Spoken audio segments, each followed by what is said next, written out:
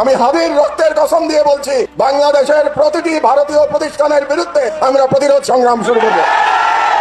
ওসমান হাদির বাংলাদেশে ভারতের দালালি করে কোনো রাজনৈতিক দল ক্ষমতায় যেতেও পারবে না, ক্ষমতায় টিকে রাখতেও পারবে না।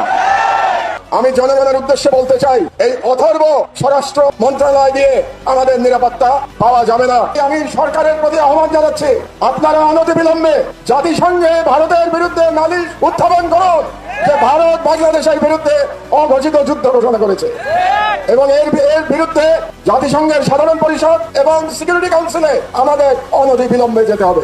রাজনৈতিক দলগুলোর উদ্দেশ্যে আমি বলতে চাই, অনেক রাজনৈতিক নেতা বলে থাকেন যে ভারতের সাথে বন্ধুত্ব করা ছাড়া নাকি ক্ষমতায় যাওয়া যায় না, কিংবা ক্ষমতায় গেলেও টিকে থাকা যায় না। ভারতের সাথে বন্ধুত্ব করে যদি ক্ষমতায় টিকে থাকা যেত, তাহলে শেখ হাসিনাকে পালিয়ে ভারতে আশ্রয় নিতে হতো না।